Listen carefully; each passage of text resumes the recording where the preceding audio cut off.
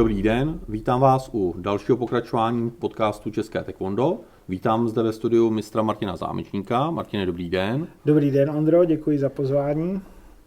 Dnešním tématem, Martine, je 11. dubna 1955 a nikdo neví, co se stalo. Tak co se stalo, nebo proč se o tom budeme bavit? My víme, co se stalo.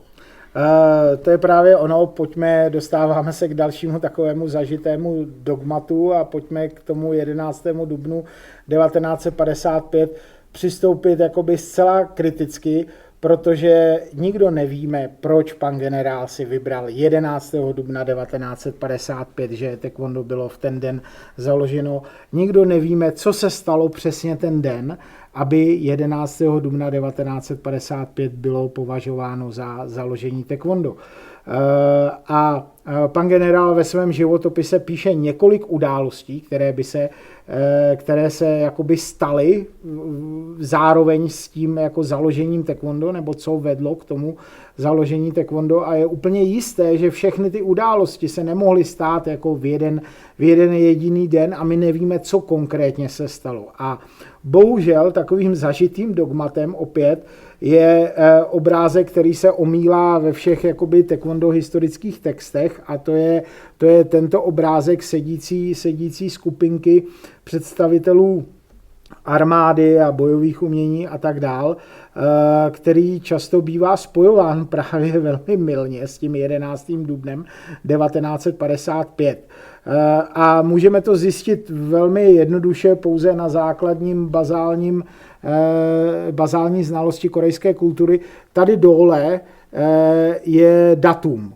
Jo, a to datum samozřejmě začínající 4000 něco a tak dál, tak není jako typická naše západní datace, ale je to letopočet Tangi, který se odvíjí od svatého Tanguna, minus 2333 jako legendární založení Koreje je považováno za rok 0. Jo, a když to velmi jednoduše dopočítáme, tak zjistíme, že ten obrázek je z roku 1954. Takže to, že se takhle ty lidi setkali přesně tady na tom obrázku, tak můžeme si být jedinou věcí jistí, že přesně tento obrázek není z 11. dubna 1955. No a co teda jsou ty další varianty, co se mohlo stát pro nás nejznámější datum 11. dubna? Takže já jsem vybral takový 4 asi nejpravděpodobnější věci, o kterých vlastně pan generál píše taky ve svém životopise, že v souvislosti s tím 11. dubnem 1955 byly rozhodující. Jo? Tak první věc je vlastně naming committee, což je jako, volně to přeložme jako nějakou komisi, která měla za hlavní úkol jako pojmenování taekwondo. Jo? A s jedním z těchto setkání z roku 54 je i tento obrázek jako v té encyklopedii. Takže, jak jsme si řekli, smyslem toho setkání bylo pojmenování taekwondo nebo nově vzniklého bojového umění, protože ještě se musíme vlastně zamyslet nad tím, co bylo to nově vznikající bojové umění, jo? Protože pro některý ty představitele, kteří tam seděli, tak velmi pravděpodobně to nové bojové umění nemělo nic jako společného s tím taekwondem pana generála, ale to nové bojové umění bylo to, co bylo převzato jakoby z Japonska, to, co bylo cvičeno v těch kvanech, o kterých si uděláme nějaký samostatný podcast, jo?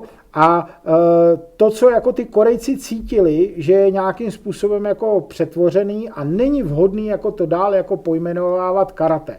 Jo? Takže oni to pojmenovávali většinou Tangsodo nebo Kongsodo, což je pouze jenom jiný přepis jakoby slova karate, protože původně karate bylo i japonsky napsáno tak, že znamenalo vlastně jako tangská ruka. Tang jako dynastie Tang, jedna z významných dynastií, které byly někdy kolem 6., 7., 8. století v Číně vládly, a právě to karate napsáno tímto způsobem je to korejské Tangsodo. Potom později, když Gichin Funakoshi ve 20.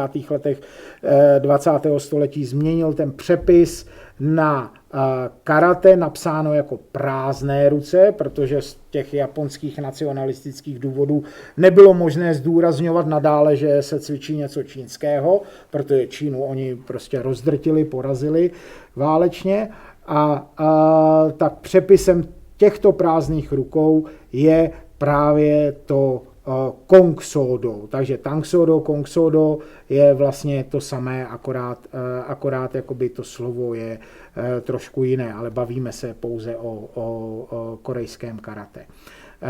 Takže většina z nich, právě z těch zástupců těch dalších bojových uměních, preferovala ten název Tang Sodo nebo Kong Sodo, ale pan generál přišel s novým názvem Taekwondo, jo, které je taky, jako není úplně typicky korejské slovo, to je důležité jakoby říct, jo, že to jsou vlastně tři slova, které jsou z čínštiny. Především to te je velmi jako sofistikovaný znak čínský, jo, který teda znamená nohy nebo práce nohou, který běžný Číňan nezná. To je prostě znak, jakoby, který zná jenom pár jako vzdělanců.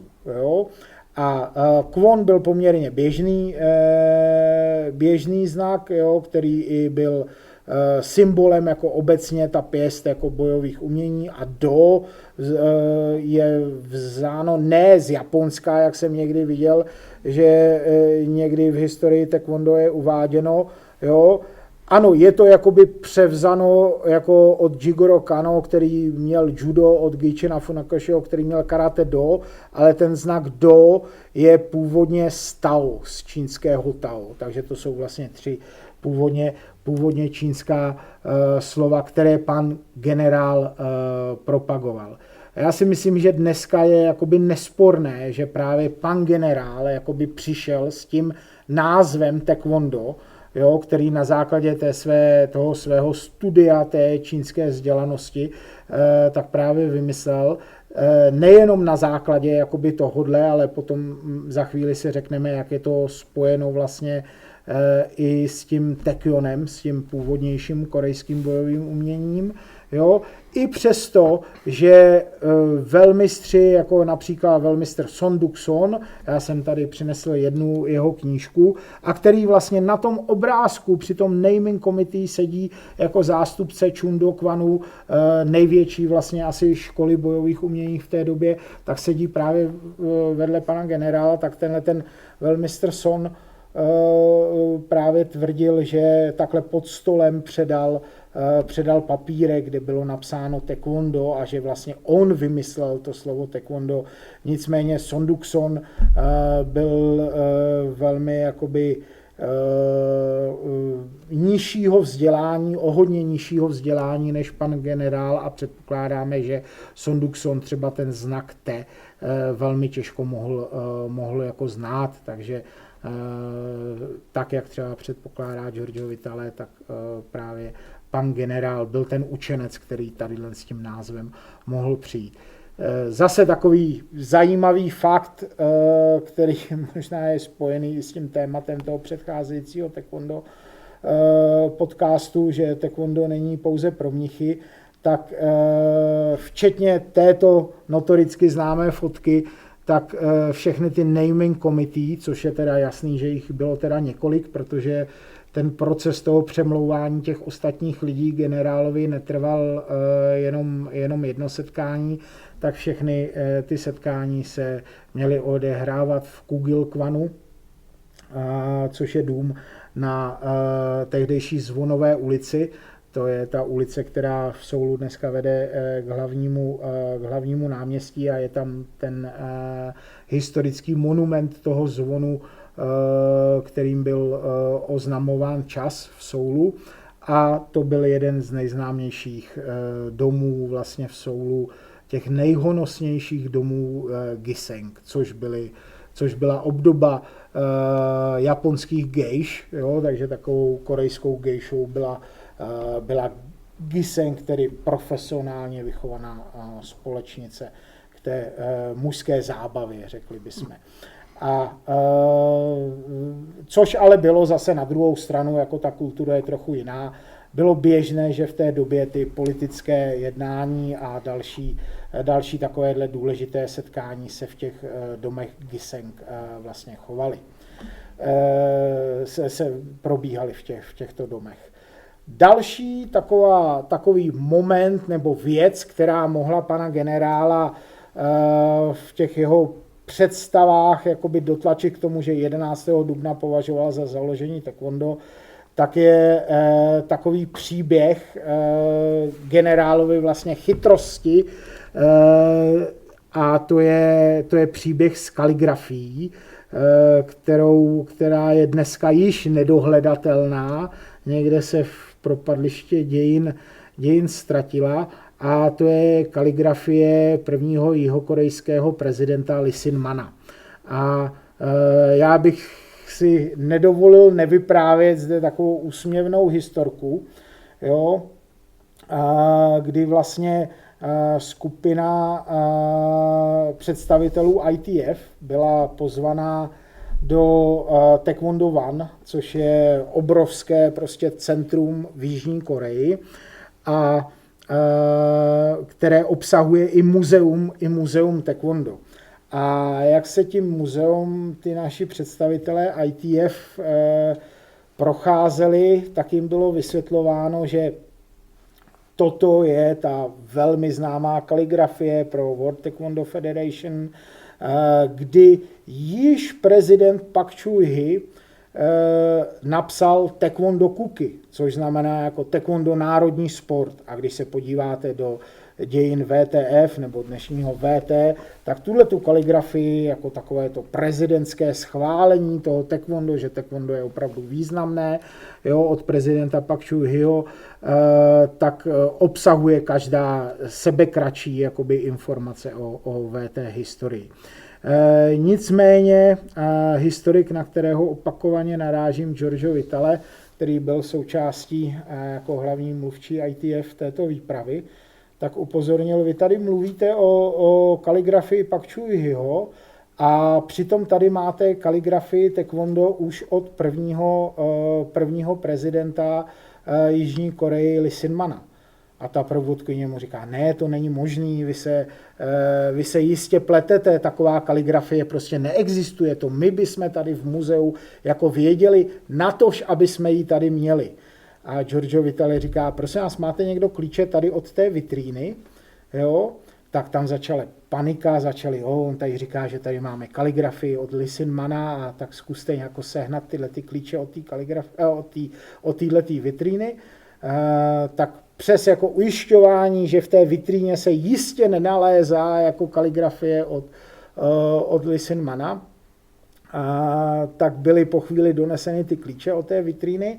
A v té vitríně byla kopie encyklopedie z roku 1959, první encyklopedie taekwondo, která byla vydaná v době, kdy ještě Lee Sin-man nenechal střílet do studentů, takže veškeré spojování s Lee Sin-manem ještě nebylo tak kontraproduktivní pro pana generála, jak později se stalo. A Giorgio Vitale pouze otevřel na nějaký stránce 6 nebo 7 hned na začátku tu první encyklopedii taekwondo 1959 a tam skutečně byla kopie té Lee Sin-manovy kaligrafie, kde bylo napsáno taekwondo. Takže úplně prostě pro ně, jako pro ty historiky taekwondo, který tam utvořili to muzeum, úplně jako přetvořený smysl jako vzniku toho taekwondo. Samozřejmě mimochodem dneska, když se do Taekwondo One přijdete podívat, tak je to stále stejným způsobem prezentovaný. Ta encyklopedie tam není otevřená na tom Lee Sin-manově, na té Lee Sin-manově kaligrafii, a mnohem více tam píše o té kaligrafii toho Pak Chung-heeho. Tak a v čem spočívala vlastně ta chytrost toho pana generála, že nechal tuhletu vlastně kaligrafii prvním prezidentem nechal vytvořit. Jo? Tak jednak výsledkem těch schůzek toho naming committee bylo, že taky musí být nějaký vědecký tým, který potvrdí ten vztah jakoby taekyonu a taekwondo.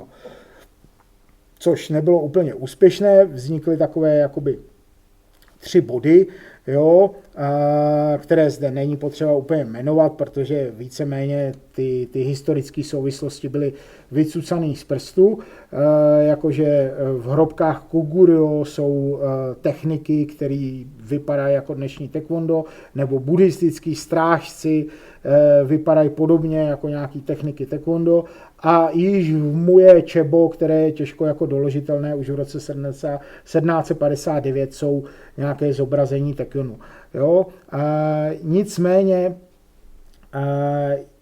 ten první prezident Lee Hsien-man, potom co v roce 1954 viděl armádní ukázku taekwondo, tak řekl, ano, toto je ten taekwon, který já jsem vídal za mládí, a teď to budeme cvičit všichni jako v korejské armádě, jo, a budeme tomu říkat taekwon. Z čehož byl pan generál úplně nešťastný. Jo? Na jednu stranu jako dostal povolení cvičit jakoby to pro všechny vojáky v Koreji, ten jeho nový styl, ale na druhou stranu prostě nechtěl, aby se to jmenovalo taekwon, protože taekwon je něco jiného, než s čím on přišel. A když v roce 1955 mělo být to potvrzení od toho prezidenta právě tím napsáním této kaligrafie, tak nějaký protokolální jednatelé, kteří měli jako tu jejich schůzku nějakým způsobem připravit, tak informovali pana generála, že pan prezident napíše jako známý kaligraf, tak napíše to taekwon v korejských znacích. A pan generál stále jako nešťasten z toho, že pan prezident neopustil tu myšlenku toho taekwonu, tak protože měli spolu jako dobrý kontakt, dobrý vztah, tak osobně požádal toho Lee Hsien-mana, nejenom přes toho nějakého protokolálního jednatele, ale i osobně požádal, aby protože je to také známý kaligraf a je velmi vzdělaný, tak aby napsal čínsky, aby ten název toho nového bojového umění napsal čínsky. Jo? A taekwon ale bylo pouze jako korejské slovo. To nemělo jako v čínských znacích nějaké znaky, nějakou obdobu. Jo? Takže vlastně díky tady té manipulaci Lee Hsien-man jako souhlasil s tím, že to teda napíše čínsky, protože napsat to čínsky tomu dávalo jako statut těch učenců. Jo? No ale jakým způsobem to má napsat ten taekwon čínsky? Takže generál mu poradil, no a tak co kdybyste napsal to taekwondo? Jo? Takže on napsal to taekwondo čínsky, a to byla vlastně ta první kaligrafie, kterou vlastně schválil pan prezident to, že pan generál bude učit vlastně to taekwondo. Jo? Ale zase opět, my si nejsme jistí, že to, že pan prezident předal tu kaligrafii, nebo že se dostala do ruky panu generálovi, nebo že prezident sám to napsal, že tohle se stalo toho 11. dubna, nevíme. Jo? Dokonce se objevuje i několik jako historických tezí, že ale spíš od takových jako konkurentů pana generála, že pan generál nikdy tu kaligrafii neměl. Jo? A on ji potom později nikdy nebyl schopen doložit, nebyl schopen nikdy tu kaligrafii ukázat, protože on říkal, musíte si uvědomit tu situaci, za které já jsem se dostával jakoby z Jižní Koreje, jo? Z toho totalitního vojenského režimu Pak Chung-heeho, mého jako nepřítele. Já jsem jel na běžnou cestu do Kanady, já jsem měl sebou kufřík věcí, jo, já jsem nemohl si vzít rodinu, 4 zavazadla, zbalit ze stěn kaligrafie, které mě visely jakoby doma, takže ta kaligrafie zůstala v tom domě pana generála a pan generál ji později neměl a dneska nevíme, kde je. Jedna z těch dalších vlastně teorií, jo, je, že právě pan prezident Lee Hsien-man mohl nějakým jiným způsobem než třeba předáním té kaligrafie potvrdit, že to taekwondo opravdu prostě bude vyučováno v armádě, jo, a že se stává takovým novým jakoby korejským bojovým umění. A to mohlo být cokoliv, to mohlo být nějaké veřejné prohlášení někde na nějaké oslavě, nebo v novinách, nebo kdekoliv jinde. Poslední takovou teorií, co se mohlo a co pan generál vlastně také zmiňuje ve svém životopise, co se mohlo toho 11. dubna 1955 stát, že pan generál dal povel Namtehimu, své pravé ruce v armádě, aby od té doby se vojáci v armádě, kterým pan generál velí, tak se zdravili a při salutování právě řekli tekvon. Jo? Tento povel byl jistě dán, ale opět nevíme, jestli se tak stalo 11. dubna 1955. Máme tady několik možností. Ty se, Martine, zabýváš historií, nejenom taekwondo velmi dlouhodobě a velmi do hloubky. Jak je tvůj osobní názor, co se toho osudného dne, nebo pro nás osudného dne a šťastného dne stalo? Tak, z mého vlastního pohledu a nějakého dlouhodobějšího zaměření na tuto otázku, tak jsem nabyl jakoby dojmu, že pravděpodobně se stala asi jakoby se ten den stalo několik věcí. Jo? A mně se podařilo najít takový jakoby důkaz, že v té korejské historii toho 11. dubna 1955, nebo konkrétně 11. dubna, není úplně bezvýznamné datum. Jo? A když se vrátíme do roku 1919, do období, vlastně, kdy v Koreji probíhalo úplně největší povstání proti Japoncům a prakticky celý ten korejský poloostrov byl zavlečen do opravdu masových jakoby protestů proti Japoncům. To povstání nazýváme Samil-undong, neboli revoluce Samil, která se jmenuje podle datumu Samil, je 1.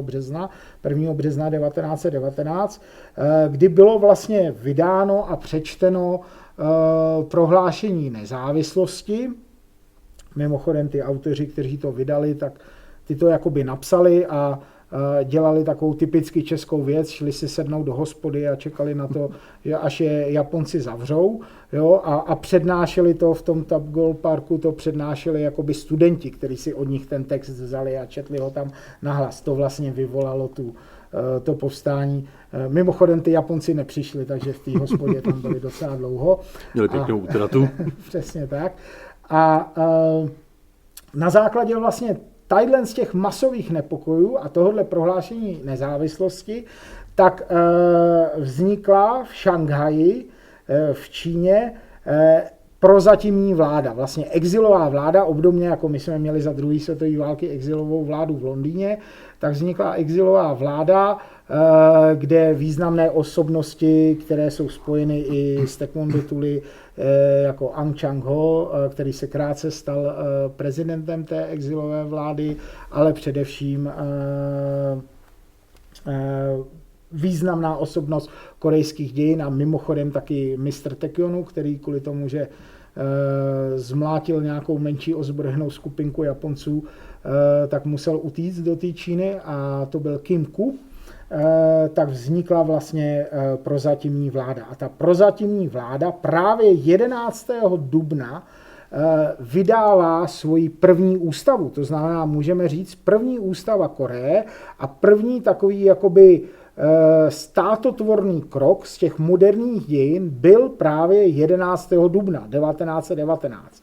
A já předpokládám, že toho 11. dubna právě jako jedno z málo datum, která ta nově vzniklá jihokorejská vláda mohla slavit, tak ho nějakým způsobem slavila. A taková významná osobnost jako generál, vojenský generál, jeden z otců zakladatelů korejské armády, navíc člověk s osobním vztahem s prezidentem, takže se právě spolu setkali. Jo?